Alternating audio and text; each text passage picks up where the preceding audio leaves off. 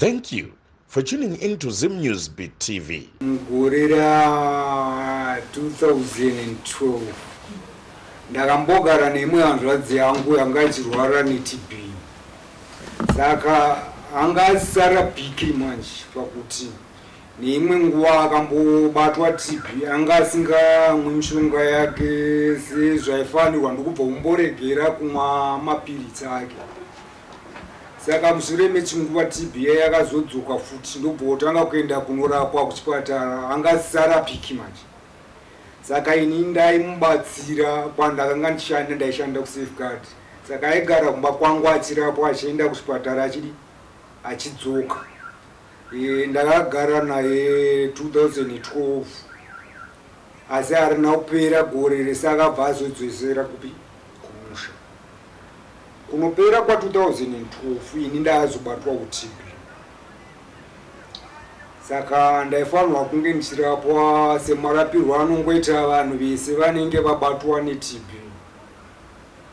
Panguva imwe chete iyoyo ndainzi nevekuchipatara kuya batsira hazvanzi yako pane zvimwe zvinenge zvichidiwa tenge chitiwe ndiwe wakanyoreswa hama yacho techiudza iwewe. Saka ini ndichirapiwa kudaro nguva iyoyo vakabva vanditaurira kuti hazvanzi yako iri kuneseka kurapa. Saka pane mishonga yakauya rimeni kuvanhu vane drug resistant TB. Saka tichada kuti timbomuzama mishonga iyi. Saka indakabvumirana nazvo. Saka vaipota vachindidana ndichienda vachindiudza kuti vavapapi neurongwa hwokuti vachitanga kumupa mishonga iyaye. Saka zvakazoitika kuti panguva yavaida kutanga kunomupa mishonga yaye vakandisevedza kuchipatara zvikanzi uya usainire mapepazi kuti tichanomutora kumusha kuya tiende naye kuGutu Hospital ndokwachanoadmitwa neimwe patient inorwara saiyi. Ini ndakanga ndichingori pa normal treatment yangu. Saka musi umwe cheto wavakati vachinomutora havana kuzonowana ari mupenyu manje. Vakazosvika kumusha ashaika ndobva vadzoka nemishonga iyayi. But pamazuva iwawo pakauya environmental health worker achinditi tinofungidzira kuti ungangova wakabata TB kubva kwazvanzi yako iri resistant. Asi panga pasina mamwe matesi anga aitiwa kana kuti pane chiratidzo chaitadza kuti ndine drug resistant TB. Nokuti kuchipatara kwandairapwa vainditi mishonga yako iri kufamba zvakanaka ita kuti upedzise usazodhifota zvakaita hanzvadzi yako iyayi. Saka mushure mokunge mazuva iwowo kuti hazvanzi yanga unoshayika vakabva vatondichinjira manyorero avanga vachiita nemishonga iya zvakabva zvatochinjiwa ndichifanira kutozonotanga kumwa mishonga yedrug resistant TB pamberi. Asi ndanga ndisati ndaimwa. Saka musi washayika iwoyo ndakazonorapiwa kumusha ndaibayiwa mainjections okuti ndichinopedzisa treatment yangu. Saka vepaclinic paya vakanditi izvi zvakanyorwa hatisi kuzvinzwisisa. Ndobva vandirifeya zvekune imwe clinic kumusha ikoko ndokwandakazonobayiwa mainjections angu. Ndokubva ndodzokera kutauni kwandaishanda kuya. Asi pakurwara kwangu kwese handina musi wandakambotadza kufamba kana kuti ndakarara pasi. Ndaitoenda kubasa kwangu ndichidzoka ndichifamba ndasisatadza kuti kurwara. Saka vakabva vauya vepachipatara paya kanzi tava kutokuita mamwe matesi. Matesi akaitwawo ainzi ndiye ropa kuti tione kuti ropa rako rokwanisa kudigesta mishonga yacho here. Asi zvaandichamisa vakabva votonyora kuti mild drug resistant agent pamatesi aitwa iyoyo, but resistance yacho handina pandakanga ndamboteswa ndikadi. Right, saka kunyora kwavanoita vane mazuva avanoti musi wakati wakabatwa drug resistance pakati musi woyo handina kumbosvika panzvimbo iyoyo, ndaitorapowo kliniki kwangu ndichidzokera kupi kumba. Saka ndo information yavanga vakutoshandisa kuti wakabatwa drug resistance musi wakati, asi hapana matest akaitwa, hapana maresults akaita. Saka vakabva vandibvisa pano maokosiya. In fact zvavaita ndaifanira kuita makategori, kuti kategori yekutanga unomwa mushonga wopedza. Mishonga yangu yaigumisirwa panzira, ndopinzwa pane imwe kategori, mishonga yaisina kupera ndakaisiswa futi isina kupera, ndokubva ndochitanga kutopiwa madrugs resistant TB. Saka ndakaita nguva shoma shoma inenge mwedzi 4, ndakatanga kunzwa nzeve dzangu dzichirira mukati kuti wii. Ndaidzokera kwavari ndichivaudzwa kuti ndozvandiri kunzwa nekurwadziwa makumbo izvi zvakatanga pandakapiwa mishonga iyo. Vakanditi hazvinopera, imwa mvura yakawandisa. Saka ndaimwa mvura asi zvanga zvisingaperi, kusvika ndava kutoti handichatonzwi zvachose. Ndanga ndiri security guard ndichishanda ndiri kuteutra. Saka kwandaishandira mama akaita semukati zvokuti munhu aiuya onoka padhoo kuti ndinini ndoda kukesha mari yangu, ndomuvhurira ini. Saka ndandisanzwi noko, ndokubva ndaenda kubasa kwangu ndikati ndokumbirawo mundinyorere sick leave nokuti handichanzwa ndingakanganisa chibasa. Ndokubva mondinyorera sick leave kuti ndidzokere kupi kuchipatara ndimbonotariswa nzeve. Saka sick leave yangu yaexpire noma kuti panopuwa dzinenge 6 months usingaende kubasa, 3 months full pay, 3 months half pay. Saka pandaifanirwa kudzokera kubasa, ndakadzokera kuchipatara kuya, ngati handisi kunzwa. Asi pokutanga pacho ndakanyeverwa nevamwe kuti inda kuMorgenster Hospital. Saka pandakasvika paMorgenster Hospital vakati isu hatiite zvenzeve, inda paHenry Mare School of TAFE. Ndo vakati hatoda kuita hearing assessment tinzwe kuti nzeve dzako dzakaita sei. Saka after kunditesta paya vakanditi nzeve dzako yekwaleft ichiri kunzwira kure kure, under testing, asi zviri kutaurwa nevanhu ndandisanzwi. Yekwaright yakatovhara. Ndobva ndodzokera nemaresults aya kuhospital. Saka ndokubva vorongwa tichakuendesa kuchipatara, tichauya tokutora mumba kwako tokuendesa kuchipatara. Saka vakauya vakanditora, ndobva vaenda neni paAudiomax kuna Baines. Vakambotraya kudrena mukati umu, but yanga iri late stage, mamusina chinhu. Ndokubva vondigadzirira mahearing aids kuti pamwe ndingadzwa nazvo. Saka ndanga ndisinganzwe futi nawo mahearing aids aya, kuti ndakangozvisiya kadaro. Kubasa kwangu ndakazodzokera, asi since ndanga ndisaiti basa rechisecurity manje ndandava kutongoitawo zvimwe zvemugadheni, asi hazvisizvo zvinoisa mari kupi kukambani. Ndobva votiendesa kuna ana chiremba vekukambani kugweru. Ndobva takateswa vakanditi iwe hauchanzwi, nzeve dzako hadzichatozonzwi izvo. Saka ndobva ndamiswa basa. Ndamiswa basa paya ndakazodzokera kuchipatara ndikati ndamiswa basa nedambudziko renzeve. Tichadzokera here kuAudiomax kuya kwanainzi ndofanira kuya mwedzi wega wega, havana kuzondidzosera. Saka vakanditombotsvaga mota, kana tawana mota tinouya tokutora kumba, havana kuuya. Saka zvakazosvika patime kuti semunhu anga asisasevenzi, salari yangu yanga isauyi nokuti ndandamiswa basa. Ndokubva vonditi tine urombo nezvakaitika kwauri, ingori accident ndiwo yakaitika, isi mhosva yako.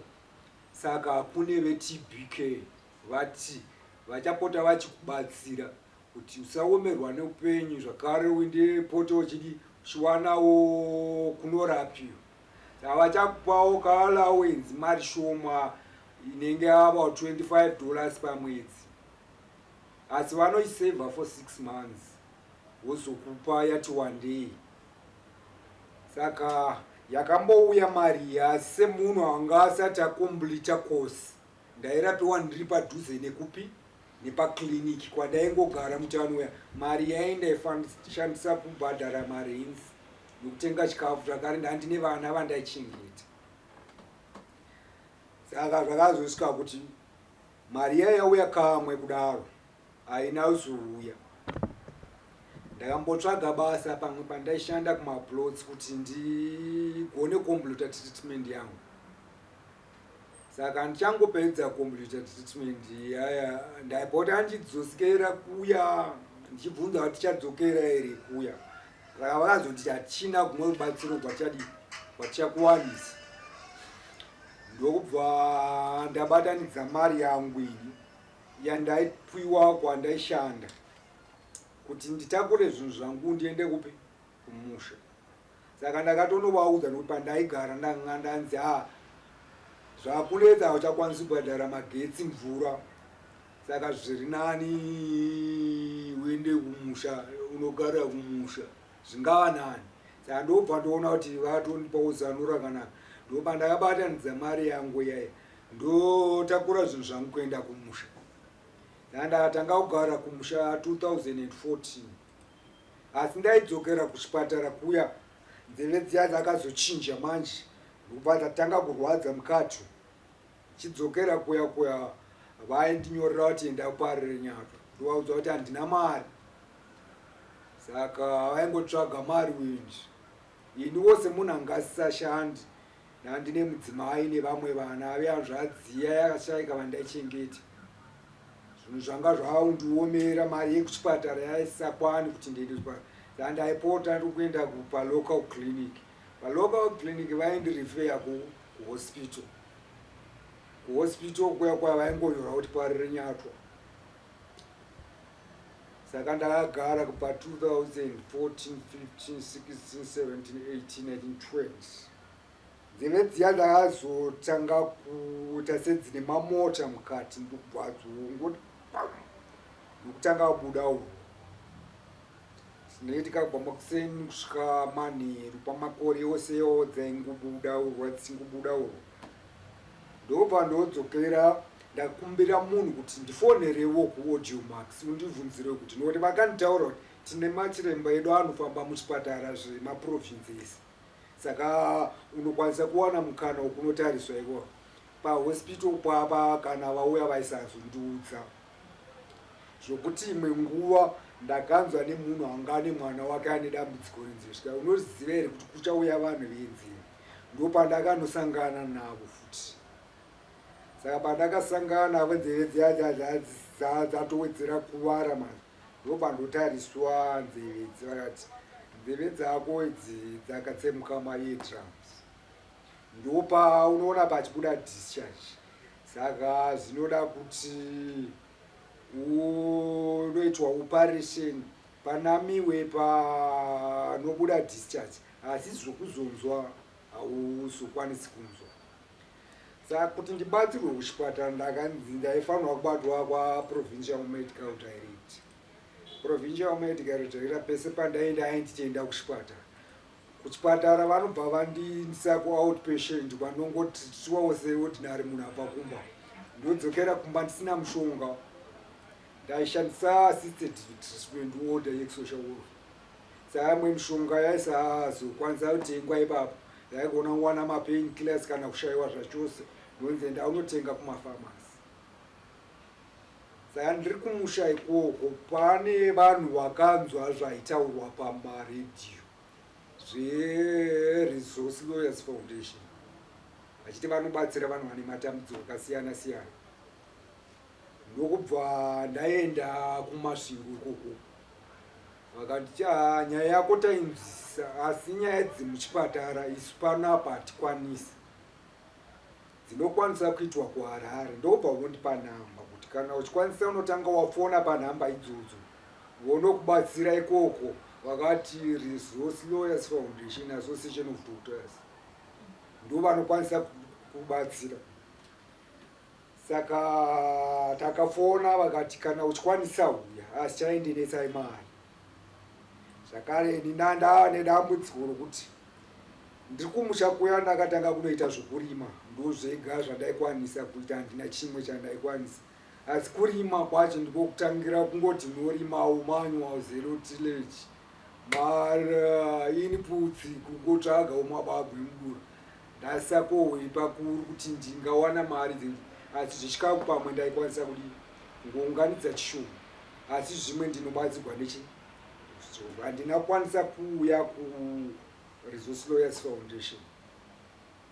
Ndakazodzokera futi ndikanzi takakuti ndakuharare, ndobva ndopfonazve ndikanzi right, unodecida kuti pedo newe ndekupi, kuHarare kana kuti kwaMutare, nekuti ndokwatinowanikwa. Saka ndakazoona kuti kwaMutare padhuze nekumasvingo ndinogona kuenda ndichidzoka. Ndobva ndaenda kwaMutare kuya. KwaMutare vakanditi isi tinoshanda neinonzi jurisdiction, tiri kure nekwawakakuvarira kuti tinobvunza kuti apa zvafamba sei tichidzoka kuno, asi tinoda kuti udetserwe futi kupi, kumasvingo ikoko. Vakandidzosera kuResource Lawyers Foundation. Ndokubva vanditi hapano hatina rubatsiro rwechipatara, asi tinokurifeya kune umwe anonzi Minister of State. Ndobva vandidirecta kwandaifanira kunomuona.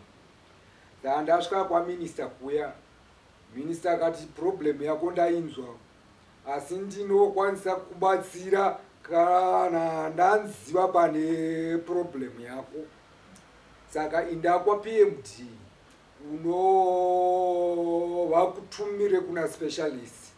Kana waenda kuna specialist, ini ndozobhadhara nchiziva kuti panodiwa chii.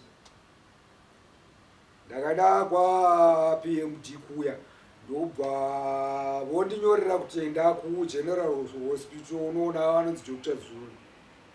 Saka ndasvika kuya Dr. Zulu handina kuvaona, ndakabatsirwa nametron ipapo. Vakati Dr. Zulu vanoonekwa mangwana makuseni. Saka ndakavapa chikonzero kuti ndifambe izvozvo kumusha kuendesa about 30 kilometers. Ndaitoshingirira kuti ndifambe ndiende kupi, kutown. Kati handikwanisi kuti ndifambe ndigodzoka futi mangwana, ndane dambudziko remakumbo kufamba. Ndobva vandikumbirira pokuvata pahospital ipapo. Saka ndakarara ipapo, makuseni handina kuona Dr. Zulu, ndakaona futi vanhu vakazoti enda kupublic relations. VePublic Relations vakatiti mota yedu inopota ichienda paRenyatwa on weekly basis. Saka tinokudana ugogarira padhuze kuti painoenda wongosvisa woenda unoonekwa nana chiremba ikoko. Papasatauro zvekuti umaxuya vanga vakutoenda kupi, paRenyatwa. Ndokuna specialists vanofamba mumaprovince vaivanga vandiongorora. Saka ndakagara pachipatara papa dzinenge 3 days. Ndokubva mumbonditaura kuti mota yedu inenge yatadza kuinda, saka chimbodzokera kumusha. Kana tazowana mumwe mukana tinokudana. Saka musi iwoyo kwava kunoedza futi. Ndakazonzirongedza zvinhu zvakuti tautoenda kuHarare. Saka tasvika paRenyatwa vakandisa kuAccident and Emergency Department. Pane manesi andakabva nawo kumasvingo ndovaifanirwa vandibatsira. Saka vakangonondibatsira saizvozvo, ndobva ndoona specialist. Ndobva nditi nyaya yako tainzwa, asi inda kuna private specialist kuna Josiah Tongogara unoteswa, then wouya nemaresults tozokurapa ipapo. Right. KwaPrivate specialist kwaidiwa mari yobhadhara. Indanga ndisina mari, handine assisted treatment order. YavaPrivate zvaisazoita kuti ndinoshandisa tsamba iyi. Saka veambulance vaya vakatoti chaiti kuti usiye kuno tautodzokera upi newe. Ndobva ndodzokera kumasvingo kuya. It was 2022. Tsamba yangu yechipatara yanga yakuexpire. Saka ndasvika kuya ndakaenda kwaProvincial Medical. VePublic Relations vakanditi ndopatagona napo, hachina chimwe chatichakwanisa. Saka wodzokera hako kupi, kumusha isu hatina chimwe chatichandikwanisa kuitira. Saka ndakazodzokera futi kwaprovincial muitika ndikati kwamakati ndiendeswa handina chandakanobatsirwa, dambudziko rangu richiripo. Ndokubva vonditi dzokera kumusha unogara ikoko, tinotsvaga mota nadriver, then totanga tabhuka specialist touya tichikutora kumusha kwako. Saka havana kuuya kubva pavakavimbisa ipapo. Saka ndaiti pese pandinorwadziwa chinhu chakazotanga kunetsa manje iBP. BP pese panotariswa BP inenge yakakwirira, asi vanopa chikonzero chokuti zviri kukonzerwa nemaronda ari mukati menzeve dzako ndoakonzera kuti BP igare yakakwira. Pane imwe nguva ndaizvimba izvi zvechiso izvi, ndozvimba pane kwakazvimba kudai, nedivi iri rakanyanya kuvara raigara rakazvimba neziso. Ndokutanga kunzwa chiveve chaikwidza neukotsu, ndokudzokera pahospital pava nedepartment reaids. Saka ndasvika kuya vakati zvinhu zvavari kutaura ka masainzi okuti kumberi kwacho chadevelopa stroke. Chiveve chauri kunzwa ichika ichi hachifani kunyanya kukwira kusvika kubrain area, asi chairamba chiri kusaidhi rekugotsi nemuhuro. Ndobva choranga bata pamashoulders apa neruoko rwese njiwa kuti chiveve handikuna chimwe chinhu chandogona kubata ndichidzwa kuti tine chiveve. Right, zvakazochinja zvichidzika nesaidhi rekwaraiti zvichidzika negumbo iri. Saka iko zvinezvi pari zvinhu zvika ndinonzwa kurwadziwa kubva kutsoka uya panapa ndinonzwa kurwadza zvozouya kuno kumusana. Radambudziko kuti handichakwanisi kuita mabasa esimba aya zvandaimboita zvekurima, nokuti pandinongozama kuita izvozvo right ndinotanga kunzwa kurwadziwa muviri wese mukati menyama, kunyanya divi reright ndo rinondipa simba. Kufamba ndakufamba ndichikamira. Saka ndagara kudaro ndanga ndisina tsamba yekuchipatara, ndakaenda pasocial welfare ndobva voti inda kuharare kwacho unoya nemakotesheni matatu kubva kumaspecialist matatu akasiyana, neproof of residence kwaunogara nemakopisi echitupu. Ndobva ndavati ina handikwanisi kuwana mari yokuenda kuharare ndichidzoka pesa, nokuti iko zvino izvi chinondiraramisa.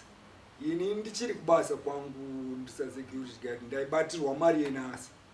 Saka pandakasiya basa ndakafila mafomu kunhasi, ndobva taonekwa nadhokta vachishandisa mapepazi atakaonekwa kubasa.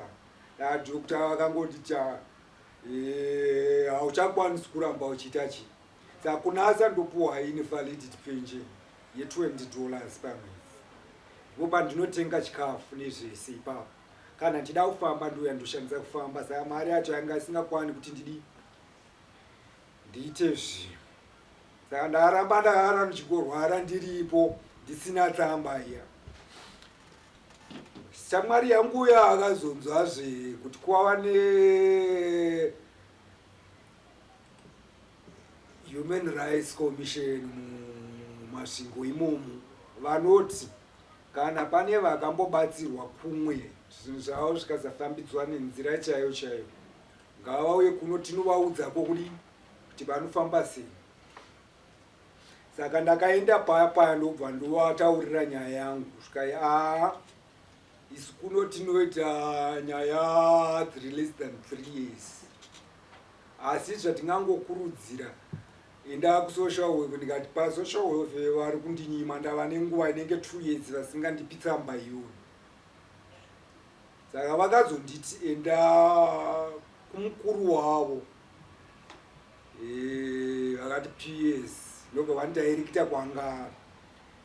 Saka ndokubva ndozoenda kwaPS kuya ndokubva ndovaudza kuti ndandichikumbirawo tsamba yekuti ndiende kuchipatara ndedambudziko rakati.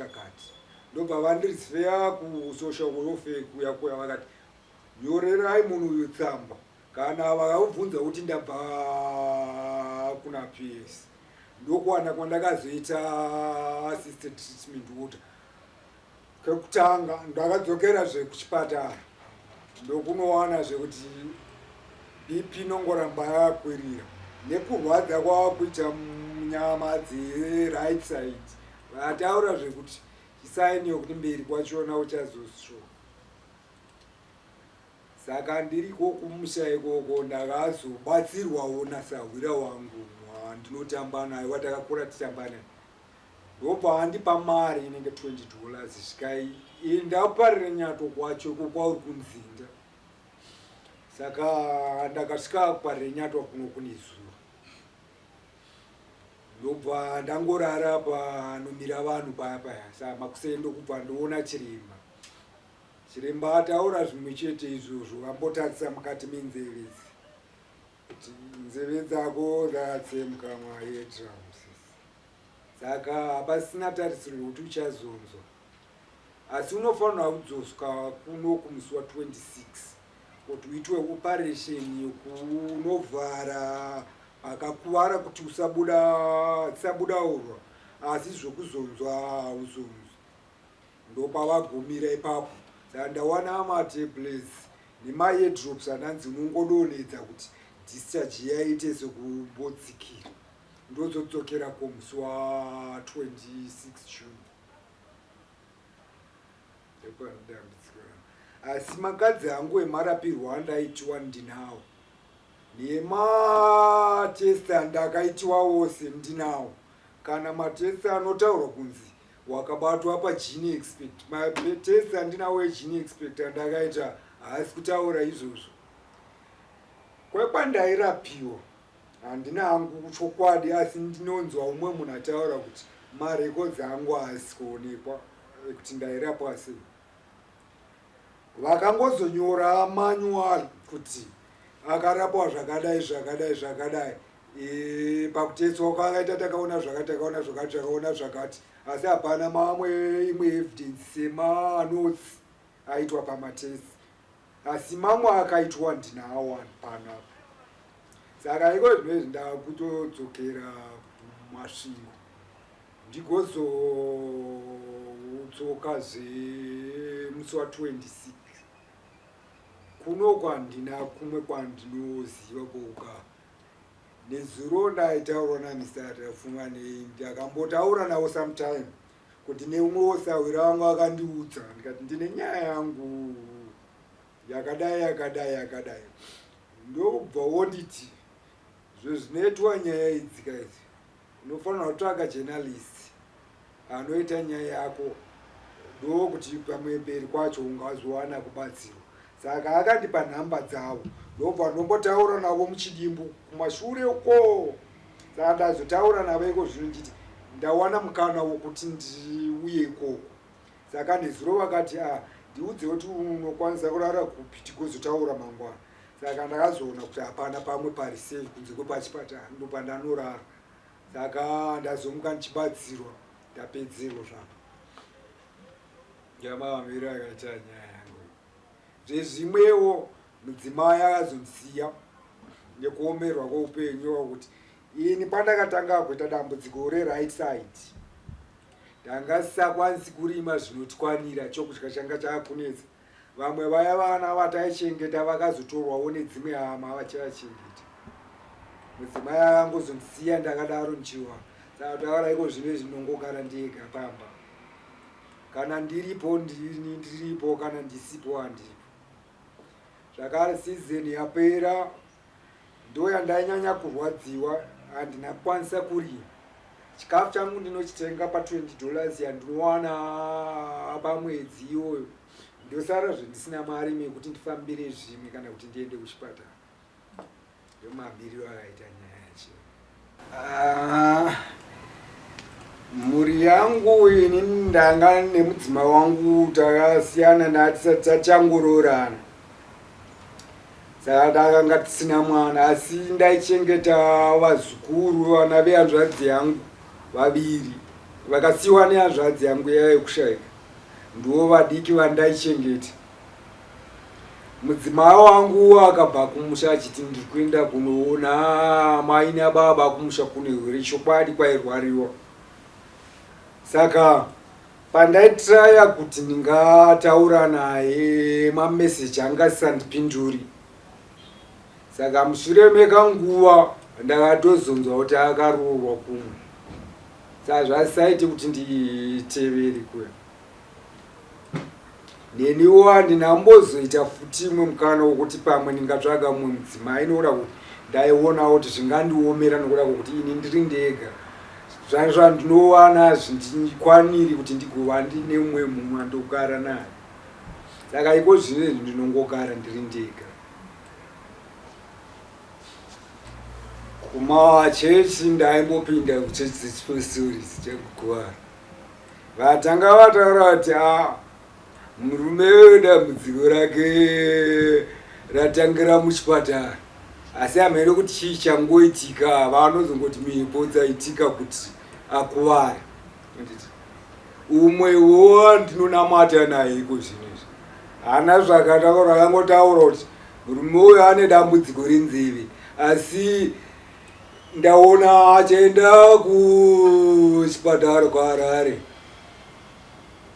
achasangana nenana chiremba vachamubatsira kuti nzeve dzake dzirapwe.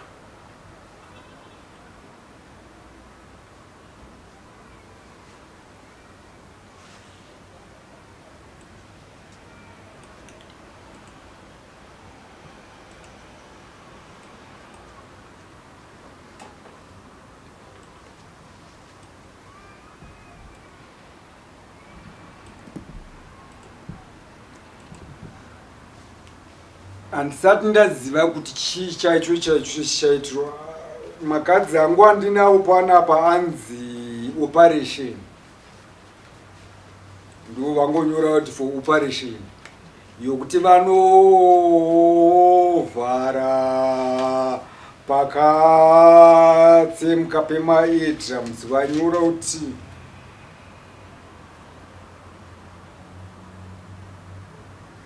handinyatsogona hangu kuverenga zvanyorwa panapa. Ndozvinoda kuitiwa izvozvo, asi izvo zvimwe zvinodiwa ndizozivi kuti vanenge vachizviwana here, asi vanditi svika musi wa26 na7 unofanirwa nge wava pana.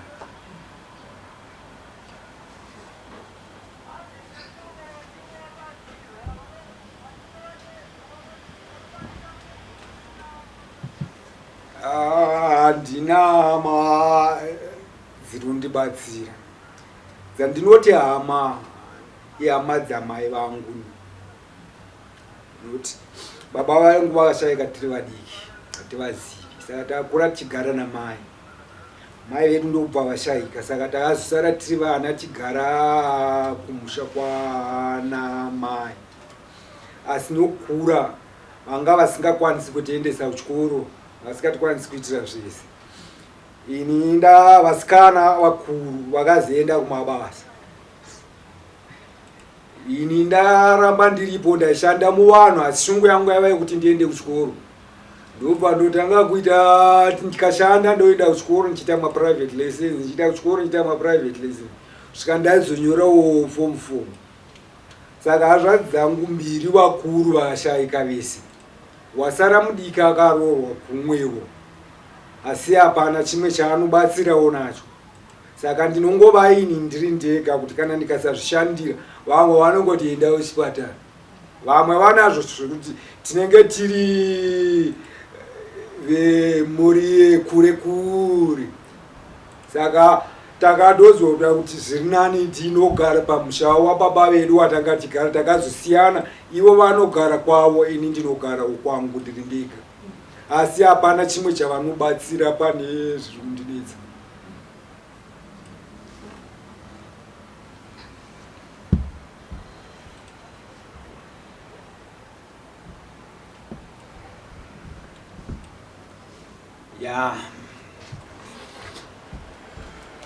Chotanga ndaida kusimudza upenyu hwangu kuti huchinje kubva pahwanga huri tanga tiri vanhu asina kuenda kuchikoro. Mumhuri medu ndindega ndakaenda kuchikoro.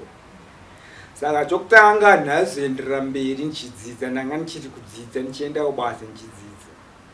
Chepiri, basa randakatanga kuwana handina kupasa chikoro zvenguva imwe chete, ndakapasa mamwe masubjects. Saka ndanga ndichiri pakuwedzera. Basa randaishanda sasecurity guard raikwanisa ngoti ngoraramawo nevamwe vanga varipo, asi ini ndaida kuti ndigozoitawo zimwe after kudzidza. Saka one handina kukwanisa kuzviti. Chechipiri, muzvinhu zveruzhinji handina chandenge ndichiziva chiri kuitika kunze. Zvimwe zvinhu zvinoitika zvigondipfuura, kana kuti panodanidzirwa sekumamusha kunonzi zvinhu zveruzhinji zviya zviya. Pazhinji pandee ndichifanira kuwana mukana, ndinoshayiswa mukana wacho nekuti ndinenge ndisina kunzwa. Zvakare kumamisha ndokune vanhu vazhinji vasina mabasa, zvokuti ukanzi zvinhu zvemahara vanenge vachichidawo naye. Pamwe ndinozvishayiwa nenyaya yekuti ini pachangu handichakwanisi kudii, handisakwanisi kunzwa. Kutaura nevamwe kwakundinetsa kunze kwokuti ndiri kutaura nevanhu vari kutoziva dambudziko rangu. Kana ndichingofamba kunze kuvanhu vane vachitaura sevari kungotaura nemunhu wavachaira, saka ndinonetseka kutaura nevamwe. 2, handichakwanisi kushanda mabasa esimba nedambudziko iri kwarazosvika. Chetatu, musha wangu pandakadzokera kumusha ndichibva kubasa, ndakangonovakapo kuti ndikwanise kupinda. Handina kutozokwanisa kuvaka musha wangu zvisino. Handina chandakanga ndatenga nekuti ndakashanda 2010 zvinhu zvisina kumira zvakanaka. 2011 mari ichitanga kuvapo maUS. 2012 ndakabva ndakuwara ndokusiya basa, handina chimwe chandakazoita futi. Saka pane zvese ndine ndakangosarira kumashure.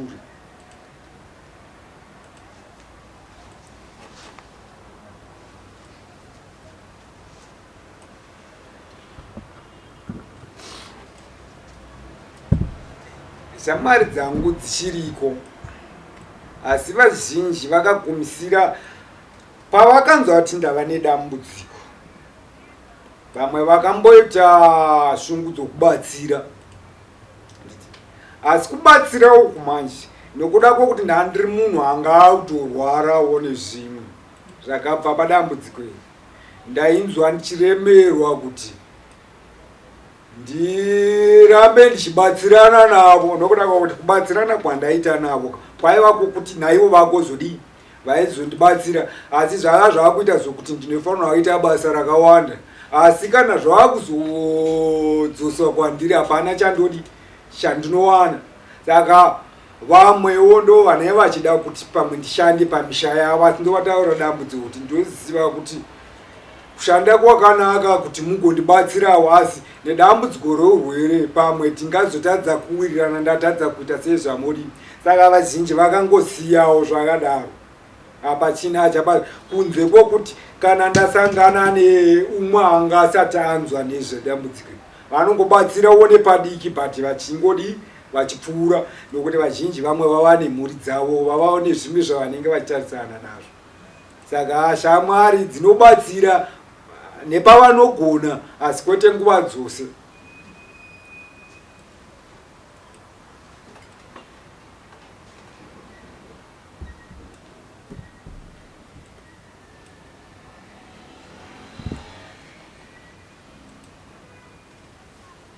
Kana dei ndaizosimba, ini ndinodawo zvishandira nemaoko angu, asi chinondinetsa manje pokutangira handina mari yandinowana kuti nditange kana small business. Ndati anotaura kuti $20 handikwanisiri kuita chimwe chinhu. Ndandichiitawo zvokurima, kana pane vamwe vanoda zvokurima kana eni mamwe maprojects. Ndine musha mukuru ndinogara ndega, vane vachida kuti awo majoint venture kana zvipi hazvo zvingangobatsira kuti ndichinje upenyu hwangu, nokuda kwokuti handichakwanisi kuenda kubasa. Handina rimwe business randinoita, nangova munhu agere. Saka kana guri rubatsiro ndaikumbira rubatsiro rwokuti ndikwanisewo kuzviitira ndisinganyanyi kushanda zvakanyanya, pamwe ndiri pamusha pangu kana kuti ndiri chibatsirwawo nevamwe vanhu, ndichinje upenyu hwangu kubva pane kwazviri da zvingava zviri naniwo.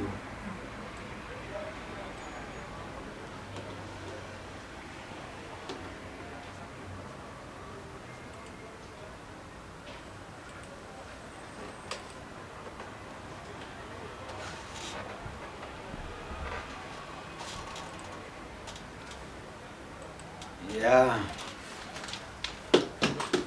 Challenge. Kwandinogara pavakandiona ndava nedambudziko, vanhu vanozvitora nenzira dzakasiyana siyana. Ndambotaura kuti mukati menzeve dzangu padzakavharika hakusi kuvharika chete nekubuda urwa, mukati macho makatanga mumwe mutinhiro unoita sechigayo hauperi, kuti pandigere ndechekuti mukati menzeve. Saka panguva iye ndechizama kuti ndive munhu akadzikama ndisatarisa zvibai musoro. Vamwe vanotaura pachena kuti hava kupengawo, ndo zvinoita vamwe vodova nevachiti vakaroiwa, vamwe ndo vanongotarisa zvakadaro, asi havachanditori sezvanhanga ndiri ndisati ndakuvara. Ndava munhu anoiswa kumashure pazvinhu zvese. Ndinokosheswa kana pakanzi pane basa resimba patinozotadzaurana kuti hongu ndinozvinzwa asi handichakwanisi nokuda kwenyaya yeurwere. Zvinotondipesanisa futi nevanhu kuti tinomuti basa hadi, saka anoda timubatsire sei.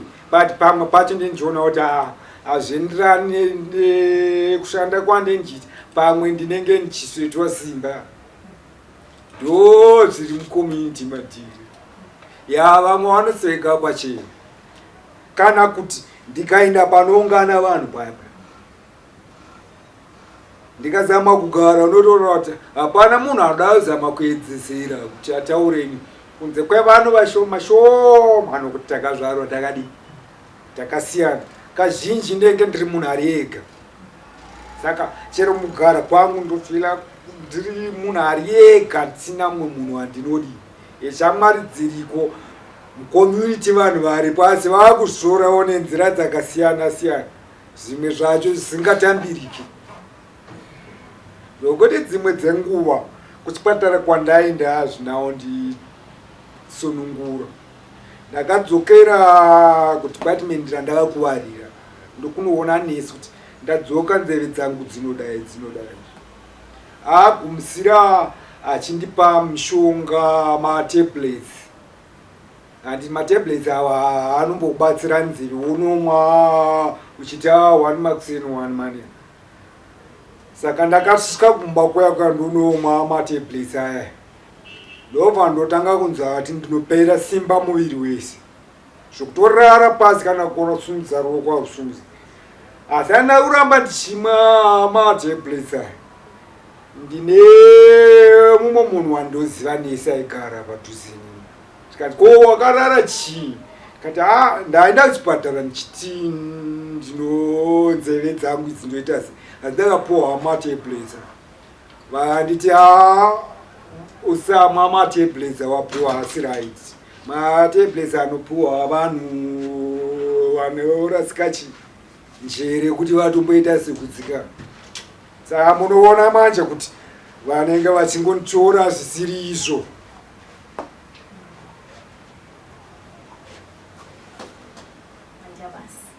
Ndotendawo nemi.